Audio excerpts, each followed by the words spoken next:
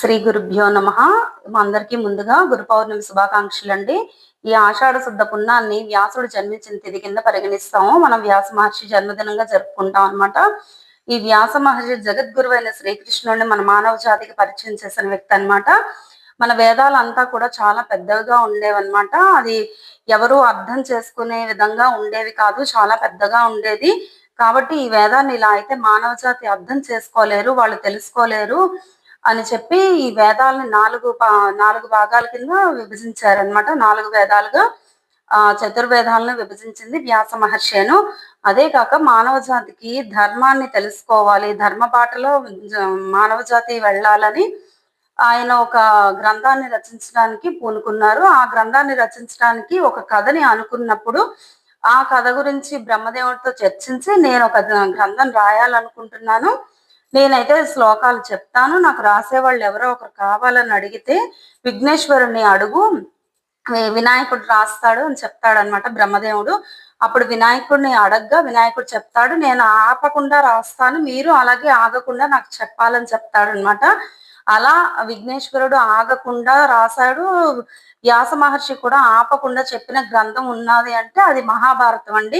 మహాభారతంలో కొన్ని వేల పాత్రలు ఉన్నాయి, కొన్ని వేల కథలు ఉన్నాయి. ఆయన అలాగే ఆపకుండా చెప్పాడు వ్యాస మహర్షి. వినాయకుడు కూడా అలాగే ఆపకుండా రాశాడు అనమాట. ధర్మం వైపు నిలబడిన వ్యక్తులు ఎలా ఉన్నారు, ధర్మాన్ని పాటించకుండా అధర్మ రీతిలో వెళ్ళిన వ్యక్తులు ఎలా ఉన్నారు అన్నది ఈ మహాభారతాన్ని విన్నా చదివినా మనకి తెలుస్తుంది. కాబట్టి మానవ జాతికి ఒక ధర్మ మార్గాన్ని సూచించిన వ్యక్తి, జగద్గురువైన శ్రీకృష్ణుని పరిచయం చేసిన వ్యక్తి. కాబట్టి వ్యాస మహర్షిని మనం గురువుగా భావించి ఈ గురు పౌర్ణమి నాడు ఆయన జన్మతిథి కాబట్టి వ్యాస మహర్షి యొక్క జన్మదినాన్ని మనందరం జరుపుకుని గురు పౌర్ణమి గురువందనం చేయండి, లేదా గురు పూజ చేసుకోండి. గురువుకు పాద పూజ చేసిన, లేదా గురువుకి ఏదైనా ఒక బహుమతిని ఇచ్చినా, లేదా కనీసం గురువందనమైనా చెయ్యండి. మనకి గురువులు అంటే ఆధ్యాత్మిక గురువులు చాలా మంది ఉన్నారు.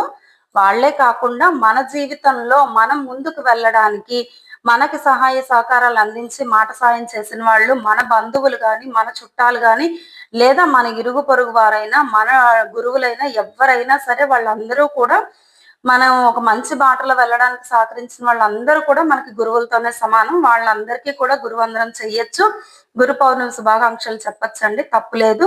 ఒక గురువులు అన్నామని ఆధ్యాత్మిక గురువులు మనకి చదువు చెప్పిన వాళ్లే కాదండి, మనం బాగుండాలని కోరుకునే ప్రతి ఒక్కళ్ళు కూడా మనకి గురువులే. ఈ వీడియో మీకు కనుక నచ్చినట్టయితే లైక్ చేయండి, షేర్ చేయండి, సబ్స్క్రైబ్ చేసుకోండి నా ఛానల్ని.